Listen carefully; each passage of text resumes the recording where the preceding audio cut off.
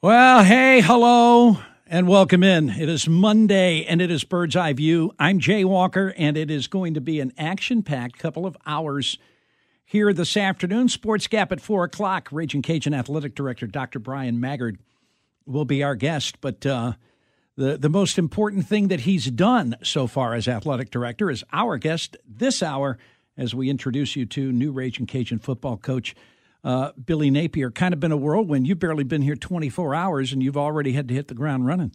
Well, and they already got me in front of a legend, Jay Walker, man. So it's been a great experience so far, and looking forward to the challenge that's in front of us. Were you nervous before you got up in front of everybody today? Because this is a new rodeo for you. Okay, it's your first head coaching job. Do you have a few butterflies when you walked up onto the stage there this morning? Well, I think that if I didn't, there's probably something wrong with me, But I do believe in what I know works, and the experiences that I've had and the people that I've worked with. So I think we've got a good recipe for success here, and certainly there's a commitment, from the administration to get that done. So I think when you're prepared, confidence comes with that. But I'm excited about the challenge, man. We're going to take it on full speed ahead, and I think we've got good people. We're going to hire more good people and try to put a staff in position to really pour into these players. All right. Before the last, what is the date today? 19th, 18th, whatever it is.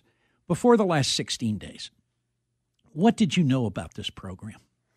Well, I recruited this state for 4 years at the University of Alabama, so I think what you figure out pretty quickly is it's very much a state that's about relationships. It's about the people. I think it's important that you're consistent in your approach.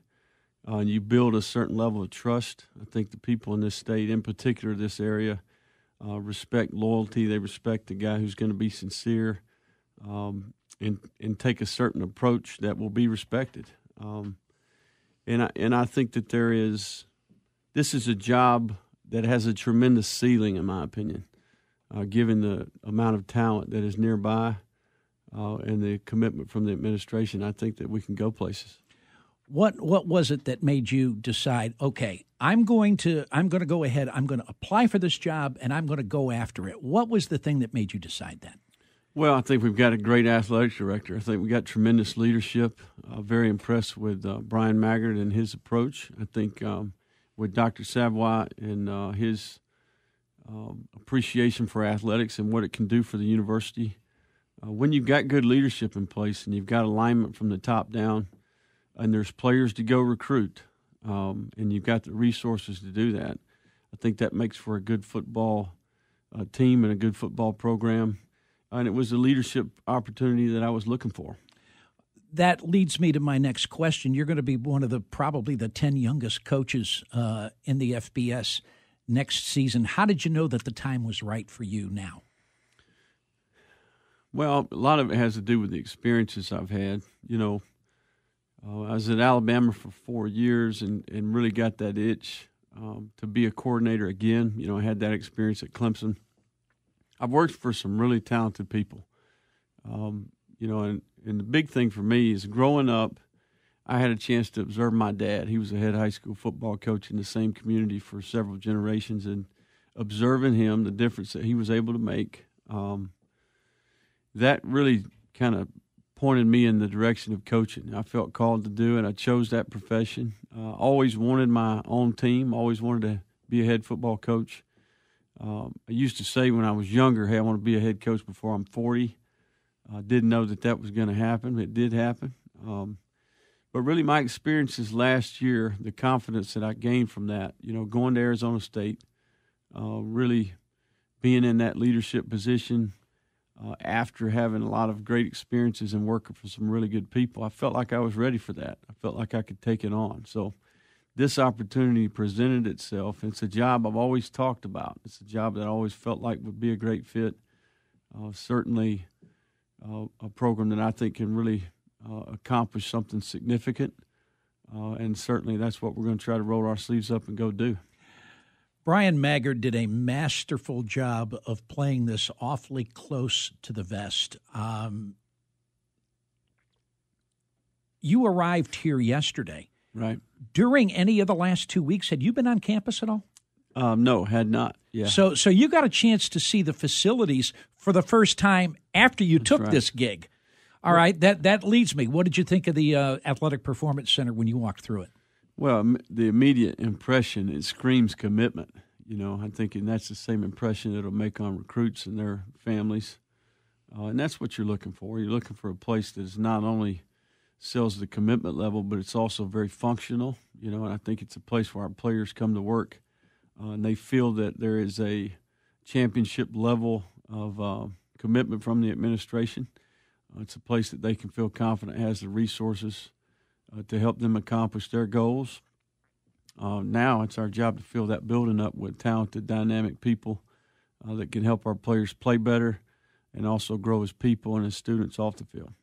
Billy Napier, Ragin Cajun football coach, is our guest this afternoon on Bird's Eye View. Brian Maggard was talking about the qualities that he was looking for in a football coach. The first thing he mentioned was academics. As a head coach, I'm not going to ask how important academics are because I'm going to get the same answer from most head coaches. They're going to tell you it's very important. But how do you plan to attack the academic side of being a student athlete? Well, my big agenda when it comes to academics is not necessarily. I think sometimes we get caught up too much with, hey, they graduated, they have a piece of paper. I think my big objective for young people coming here would be that they are engaged, that they have a significant experience, that they actually learn some things that are going to help them function at a high level when they leave here. So I'm all about let's go out there and get involved. Let's get to know people. Let's be engaged. Let's develop relationships not only on campus but within the community.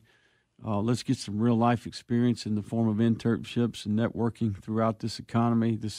We've got tremendous opportunities for our young people to get out and get involved and get real world experience. That's my agenda when it comes to academics. I want them to perform well, obviously, but at the same time, I want them to have a experience as a student that prepares them for the real world. I have found that many, many times when you talk about coaches in just about every sport, during negotiations, one of the things they always talk about is the salary pool for assistant coaches. You're going to have a salary pool now that's in the top 5 of the group of 5.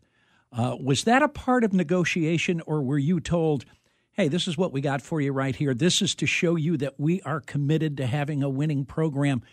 What does that mean, that you've got a salary pool that's as good as anybody's in the group of 5?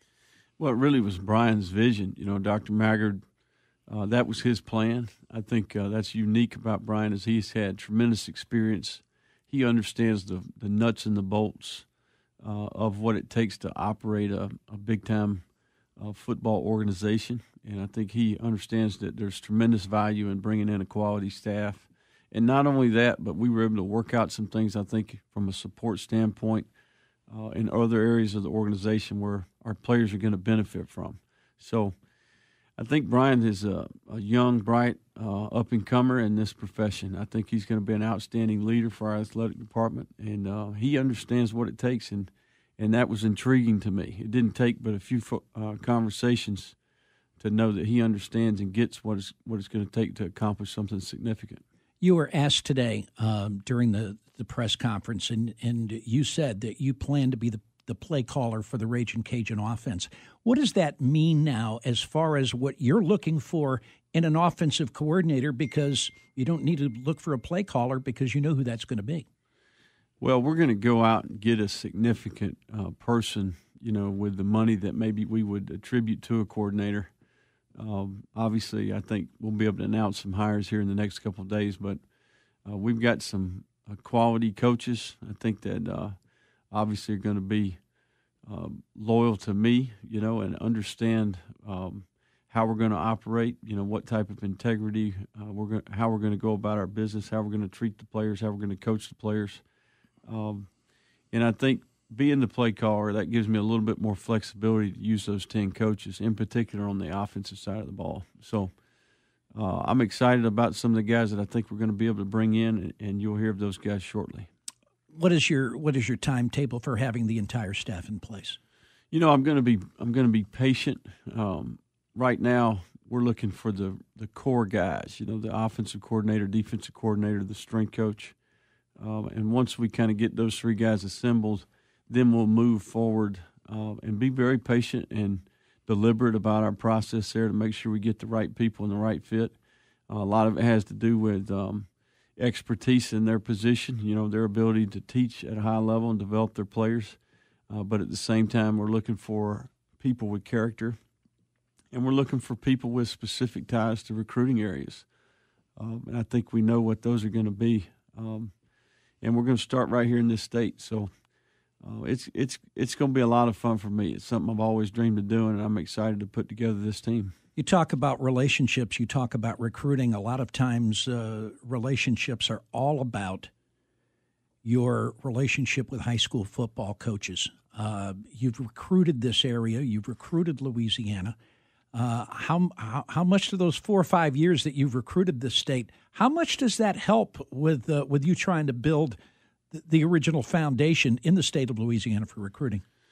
Well, I think the first thing is I think we've got a great state when it comes to high school football. I think there's a certain level of competitiveness throughout. I think there's quality coaches, not only head coaches but assistant coaches. I think there's a ton of pride as you move throughout the state within communities. And I think that makes for an even better college player, so having a chance to be through, get out and about throughout this state, I think helped me get this job, first of all, but also I think there's immediate relationships, text messages, phone calls that you get, people that have a pulse on where the good players are, what the situations are, and what we need to do to improve our roster. So, and that will be the plan. I think at the core of what we do from a recruiting standpoint and evaluation standpoint will be high school football players from this state, and in particular right here in our backyard. When we return, we're going to talk a little bit about the people that Billy Napier has worked for, and we're going to find out from him what he learned from each and every head coach that he has worked for so far in his career. He is our guest this afternoon, brand new Ragin Cajun football coach, and we will continue our conversation with him right after this. You're listening to ESPN 1420, ESPN1420.com, and the ESPN 1420 app.